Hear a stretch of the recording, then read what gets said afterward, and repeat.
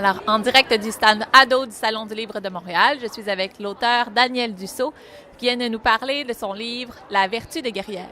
Ce livre-là, qu'est-ce que c'est en fait? C'est l'histoire d'une jeune fille qui est un peu en conflit avec sa mère et qui décide de partir à l'aventure avec une amie. Et sur le parcours, elles vont explorer l'asile de Sainte-Clotilde de Horton, qui est maintenant disparu, qui n'existe plus. Mais c'est un lieu qui est réel. Je me suis inspirée de ce lieu-là, dont on dit qu'il est hanté. Mais en fait, c'est un prétexte parce que l'histoire raconte le parcours d'une jeune fille qui souffre de bipolarité et de dépendance. Vous nous en lisez un extrait? Tout à fait. Tu veux trouver ta place dans le monde, ne plus faire semblant d'être quelqu'un d'autre. Tu n'as pas le choix, tu dois partir. Fuir les disputes avec ta mère et trouver ta voie. Ta grand-mère souffrait de troubles bipolaires. Un lien invisible te relie à elle. C'est la clé pour comprendre ta maladie et ta dépendance.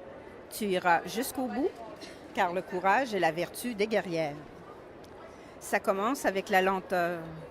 Mine de rien, tu commences à faire les choses plus lentement. Manger, parler, écrire.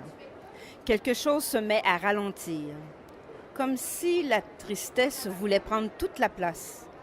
En même temps, ça débouche sur l'urgence, la vitesse des pensées, leur bouillonnement. Tu te sais différente. Cela t'apparaît aujourd'hui comme une évidence. Dans ta tête, tout s'embrouille.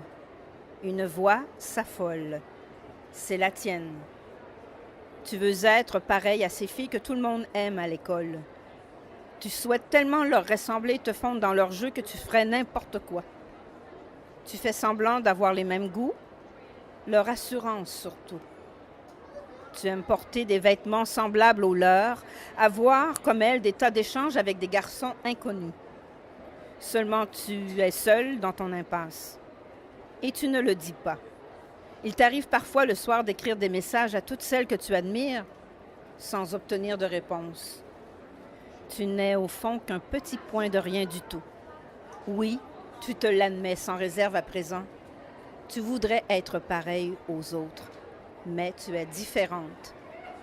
Et ce soir, tu viens de commettre l'irréparable.